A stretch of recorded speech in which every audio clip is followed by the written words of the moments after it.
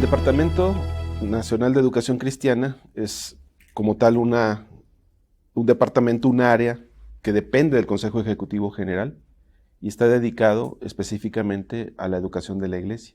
Entendiendo esto, primero que creemos que cada creyente, cada miembro de la Iglesia es un discípulo de Cristo y todos los discípulos de Cristo, como tales, necesitan crecer, necesitan avanzar en su vida, fortalecerse y reflejar cada vez de manera más nítida el carácter de Cristo. Para que eso se consiga, tiene que haber un proceso educativo, tiene que haber un proceso de desarrollo, ¿verdad? Que vaya abonando, que vaya sumando a la vida de las personas de tal manera que se logre ese objetivo de que en cada persona se refleje el carácter de Cristo. Esencialmente el departamento tiene como propósito eso y se vale de varias estrategias o de varios recursos. Uno de ellos principalmente es la enseñanza, porque la educación está relacionada a la enseñanza. En la iglesia tenemos diversos ministerios, uno de ellos es la predicación, a través de la predicación se enseña. Otros son los ámbitos educativos, como el mayor de ellos es la escuela sabática. El estudio de escuela sabática que se ha tenido desde hace muchísimos años, prácticamente casi con el nacimiento de la iglesia se dio el estudio de la escuela sabática y ha sido el principal recurso para la educación de la iglesia, tanto para adultos, para niños, para jóvenes. Entonces, a través de esos espacios la iglesia se va educando y es ahí donde el departamento puede incidir. Para eso, pues también hay que preparar a los maestros, a los predicadores, las personas que enseñan en la iglesia, para que puedan colaborar en ese proceso, tanto hacia los adultos como hacia los niños y los jóvenes. Y bueno, ahora también a los adolescentes, ¿no? Que desde no es muy reciente, pero sí de algunos años para acá, el grupo de adolescentes es un foco de atención para que la iglesia eduque. Es muy importante que la iglesia tenga un departamento de educación cristiana, porque es un pilar de la vida de todo cristiano, la educación. No es algo de lo que podamos prescindir, no es algo que podamos o que consideremos que es periférico o que en algún momento esté como de adorno. No, es un pilar fundamental en la vida de todo creyente. Toda persona que viene al conocimiento de la fe y a la fe misma en Cristo Jesús necesita crecer. Y creo yo que es el espacio más grande, digámoslo así. Porque si enfocamos la evangelización hacia una persona, el proceso de evangelización es corto. Podría durar 6 meses, 1 año, pero el proceso educativo dura toda la vida. Y de él depende que un creyente sea sólido en la fe, que un creyente sea comprometido con la misión, e incluso de su educación depende que pueda descubrir sus dones y desarrollarlos para servir en la iglesia y en el mundo. Entonces no es un área de poca importancia, creería yo que es de gran relevancia y es fundamental para la vida de la iglesia. Bueno, actualmente el departamento está dirigido por una sola persona. No hay un equipo de trabajo como tal, pero esta persona, que en este caso soy yo, estamos rodeados de mucha gente que trabaja, que colabora, que suma a todo el esfuerzo educativo de la iglesia. Podríamos contar, en primer lugar, con las personas que se dedican a la educación propiamente en las iglesias, los pastores, los maestros que están trabajando en las localidades. Nuestro principal trabajo está enfocado hacia ellos, a darles recursos, a darles capacitación, y nos apoyamos de los directores distritales que están haciendo una conexión con las localidades para bajar, digámoslo así, los proyectos, los planes, las tareas que se proyectan a nivel nacional puedan llegar a la localidad. Entonces, no es un trabajo de equipo de planeación o de organización, sino de función, de operatividad, ¿verdad? A través de todos estos diferentes niveles de trabajo se va llevando hasta la meta final, que es llegar a cada congregante de nuestra iglesia. Estaríamos pensando que el Departamento Nacional trata de llegar a más de 60,000 personas aproximadamente, que es la población que conforma la iglesia. entre bautizados, jóvenes, niños, simpatizantes, personas a las que se alcanza a través de la evangelización. Entonces, por lo menos son 60,000 personas, y para poder llegar a todas esas personas, el Departamento Nacional tiene que extenderse a través de los directores nacionales, de los pastores y de los maestros de las localidades. Eso es por un lado. Por el otro lado, están todos los que colaboran en la elaboración de materiales, principalmente los materiales impresos. Es lo que más concentra el trabajo, la producción de materiales impresos, y ahí participan muchísimas personas, muchísimas. Están desde los editores de cada material, de cada revista, de cada cuadernillo de estudio, de cada recurso que produce el departamento, como también quienes colaboran con ellos como escritores. Además, hay personas que trabajan como revisores, revisores de ortografía, revisores de redacción.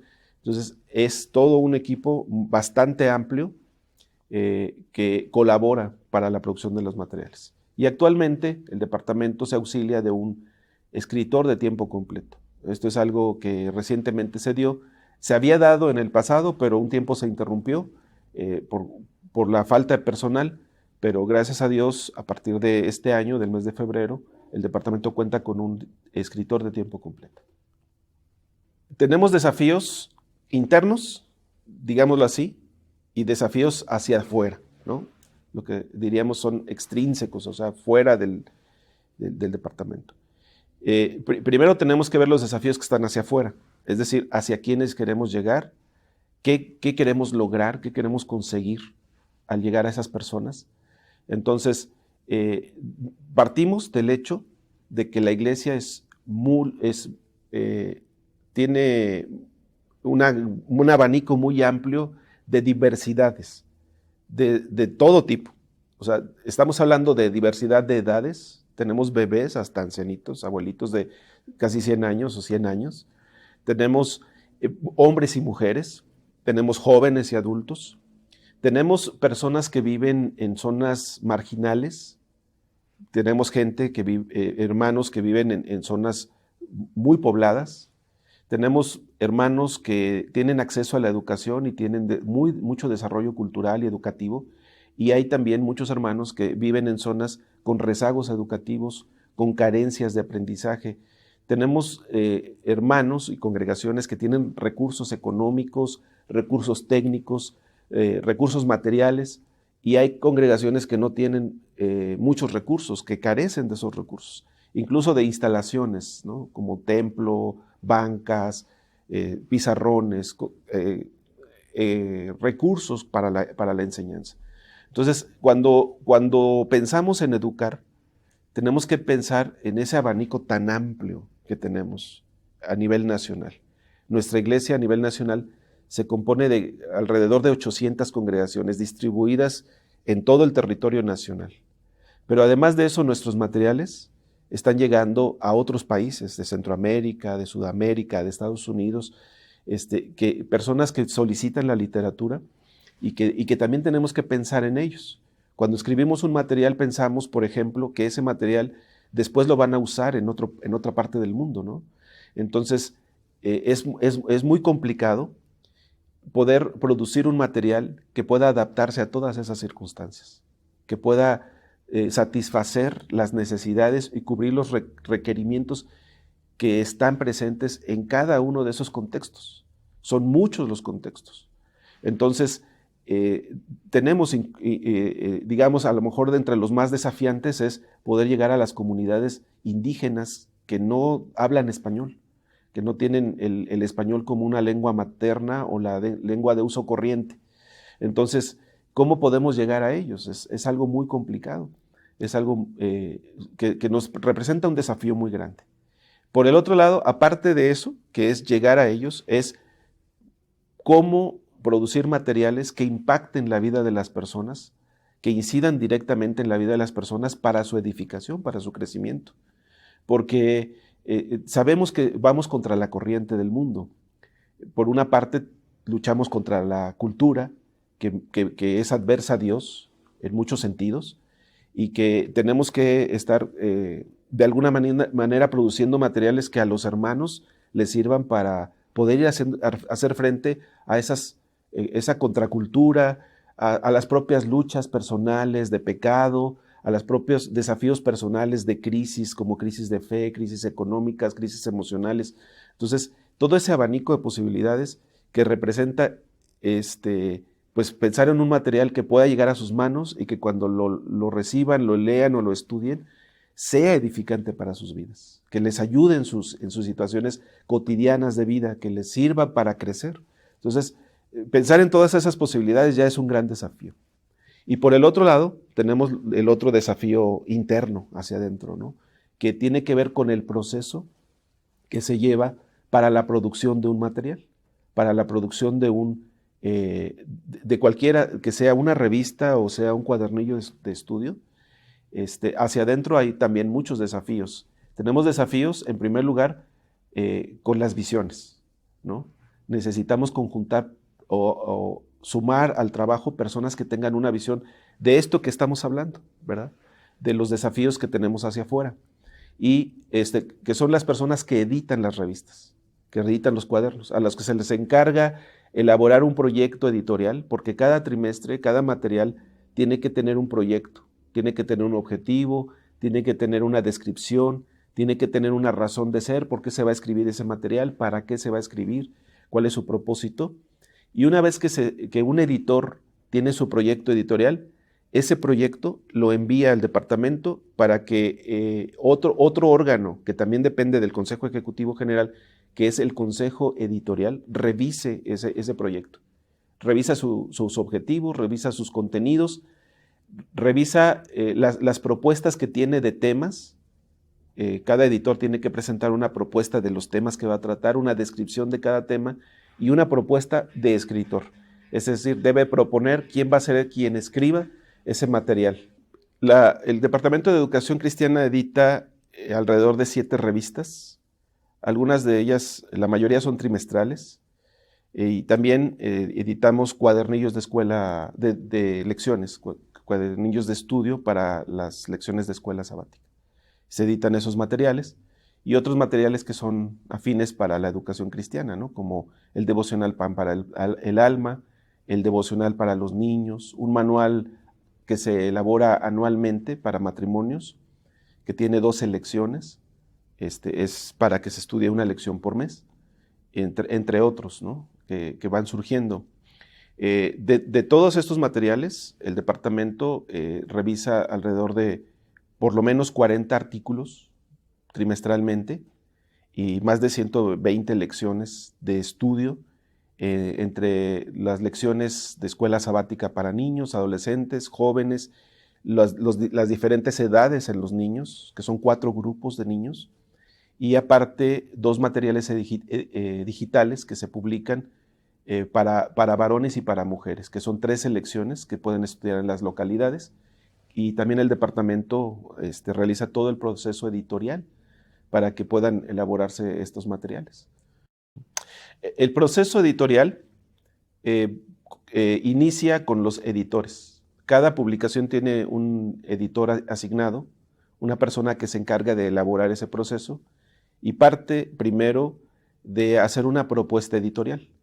El editor en esa propuesta nos da un planteamiento, expone las razones por las que considera que es importante, pertinente para la iglesia tratar ese tema o esa temática, nos plantea un objetivo y también nos plantea los diferentes temas que va a tratar en cada artículo que se va a escribir o en cada ensayo o los materiales que se van a incluir.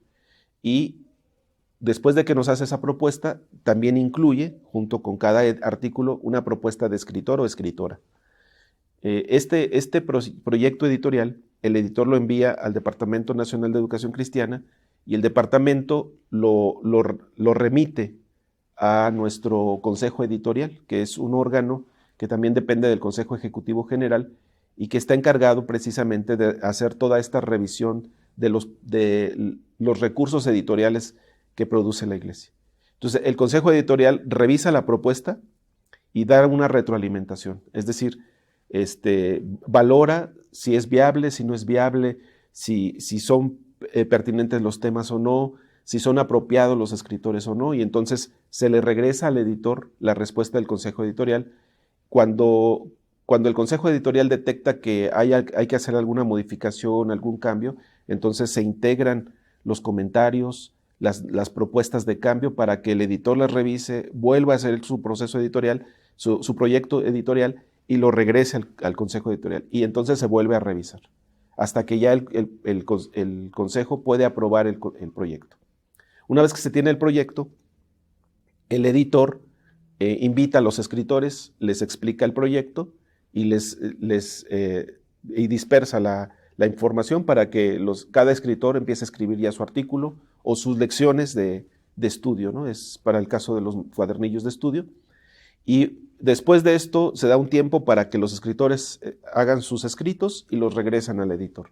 El editor es el responsable también de hacer una primera revisión de esos escritos. Tiene que hacer una revisión primero para verificar que el texto que se produjo sea doctrinalmente correcto y que sea afín a la Iglesia y que cumpla con el propósito, es decir, que sea adecuado al proyecto editorial.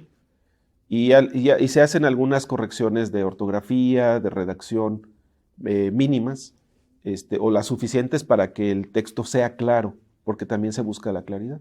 Una vez que tiene ya reunidos los textos, entonces los envía al Departamento Nacional de Educación Cristiana, y ya en el departamento hacemos las revisiones, una nueva revisión de ese texto. Se revisan varios elementos, entre los que ya mencioné, que es que sea acorde a nuestra doctrina, que sea acorde a la forma de pensar de la Iglesia y de ser, que sea edificante, que sea un texto relevante, y se hacen algunas revisiones de ortografía, de redacción, de sintaxis, de estilo, y una revisión también para checar que el documento que se produjo no altere o no afecte los derechos de autor, ¿verdad? Que sea un texto auténtico, que sea un texto original, y si es que se tomó la idea o algún párrafo de algún autor, que se cite para que se respete el derecho del autor y no tengamos algún problema legal. Entonces, ya que se hacen estas revisiones, si hay ajustes que hacer al texto, entonces se regresan al editor para que el editor, junto con el escritor, revisen esas notas, hagan los ajustes que se necesitan, que se requieren, y entonces devuelvan el texto ya corregido. Esto también con el propósito de que los escritores sean respetados. O sea, nosotros no hacemos las correcciones, sino les permitimos que ellos hagan los ajustes para que sea su texto, para que sea su autoría, y cumpla con el propósito de edificar a la Iglesia. Cuando ya se hizo toda esa revisión, entonces ya se hace una última revisión de estilo y de formato, ¿verdad? En el que se unifica el tipo de letra, el tamaño, la forma en la que se organiza en el documento, y se envía a la agencia editorial para que ya ellos empiecen el otro proceso que tiene que ver con el diseño y la publicación. El consejo editorial tiene un reglamento establecido, y en ese reglamento están descritos los requisitos tanto para ser editor como para ser el escritor de una revista. Entre los que yo puedo mencionar así brevemente es, en primer lugar, buscamos que el escritor de preferencia pertenezca a la Iglesia de Dios Séptimo Día, que sea un miembro de nuestra iglesia, que tenga buen testimonio y que goce de la aprobación de su pastor. El editor busca que a quien invita como escritor tenga la aprobación de un pastor en el buen testimonio, y que sean hermanos comprometidos con la iglesia, que vivan congruentemente en el sentido de, si van a escribir sobre un determinado tema, pues que ellos con su vida lo respalden. Y también pues se busca que los escritores tengan un conocimiento mínimo necesario para escribir sobre Biblia, que tengan conocimientos bíblicos, que sepan hacer una reflexión más o menos profunda sobre los temas que se van a tratar, que tengan conocimiento cultural amplio, que tengan una visión crítica de la realidad, que conozcan la realidad en la que nos movemos y que sepan tener una opinión al respecto desde el punto de vista de Dios, de la Biblia, y que lo puedan plasmar en un texto. También esperamos que un escritor tenga habilidad para comunicarse por escrito, que sea claro, que sea ordenado en sus ideas, que sepa comunicarse de manera muy directa, que no tengamos que hacer un ejercicio muy grande para poder comprender lo que está diciendo. Entonces buscamos esa claridad, que sea directo, y bueno, eso es entre otras, ¿verdad? Ya que tenga conocimientos de gramática, de ortografía, aunque si eso no es su fuerte, pues siempre hay el proceso de corrección. Un escritor, en general, nosotros tenemos una plantilla aproximada de entre 60 a 80 escritores que participan en las diversas publicaciones que hace la Iglesia. En un trimestre normal, digamos, en el que solamente se publica la literatura trimestral, la plantilla es más o menos de 60 escritores. En una publicación semestral o anual ya se incrementa. Hay un número mayor, que puede llegar hasta 80 o un poquito más, escritores. Todos ellos son voluntarios. A ningún escritor se le paga, salvo al escritor de tiempo completo, que ya habíamos mencionado, que participa también en la elaboración de algunos textos, pero fuera de él, el resto de los escritores son netamente voluntarios, hacen un trabajo sin busca de honorarios, y lo hacen con la mayor entrega, con el mayor amor, con la idea de edificar a la iglesia. Y pues yo estoy muy agradecido con todos estos escritores, que es un número bastante amplio.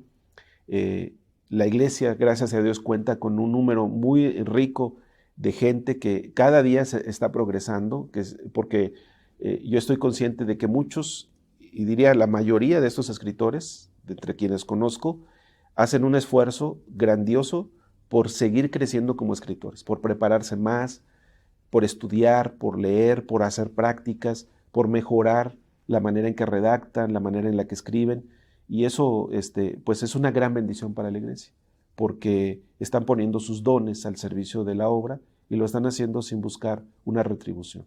Para ellos, pues mi gratitud. El Departamento Nacional de Educación trabaja anualmente bajo el esquema de un plan de trabajo. Tenemos un objetivo, y el objetivo del próximo año, del año 2022, está concentrado en el discipulado. El lema del departamento es "Sígueme tú", que hace eco de las palabras de Jesús a Pedro cuando le dice acerca de Juan: "¿Y qué hay de este?", ¿verdad? Y entonces Jesús le dice: "Si yo quiero que él quede hasta que yo venga, ¿a ti qué? Tú sígueme". Entonces, en ese sentido, durante el año 2022 vamos a hacer un recordatorio, un énfasis en lo que representa ser discípulo. Primero en la idea de hacernos discípulos, luego en la idea de crecer como discípulos, después vamos a hablar de servir como discípulos, y finalmente hablaríamos de hacer misión como discípulos. Entonces, todo esto centrado en el discipulado, en el discipulado de toda la iglesia, desde los hermanos que tienen mayor experiencia de más años en la iglesia hasta los hermanos que estén integrándose recientemente. Vamos a buscar que estos 4 elementos de todo el proceso se den en todos los congregantes: hacernos discípulos, crecer como discípulos, servir como discípulos y hacer misión como discípulos. Para cumplir ese objetivo, vamos a estar trabajando de manera armónica con las diferentes sociedades de la iglesia y los departamentos, tanto el departamento de evangelización como el departamento pastoral, y las sociedades de infantil, adolescentes, de jóvenes, los matrimonios, las mujeres, los varones, los adultos mayores. Vamos a tratar de trabajar en sincronía con ellos, con el propósito de que también ellos en sus propios planes incluyan un impulso a estos objetivos, y a través de nuestra literatura. Estableceremos algunos programas también para seguir capacitando a nuestros escritores. Vamos a ofrecer cursos para que los escritores continúen capacitándose en las diferentes áreas que requieren, para que los materiales que se produzcan lleven también este propósito, este énfasis, y estaremos trabajando en ello. digamos, el centro del trabajo del departamento. Además de seguir colaborando en los otros proyectos que ya la iglesia tiene, ¿verdad? Porque el departamento apoya también los proyectos del Consejo Ejecutivo General y los proyectos de las sociedades y los departamentos. Entonces nos vamos a sumar a ese trabajo, pero centralmente estaremos concentrados en el discipulado. La agencia editorial es un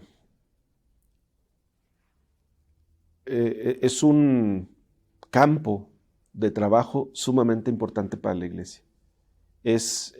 A través de ella se ejerce el proceso de comunicación y se realiza la comunicación de la iglesia.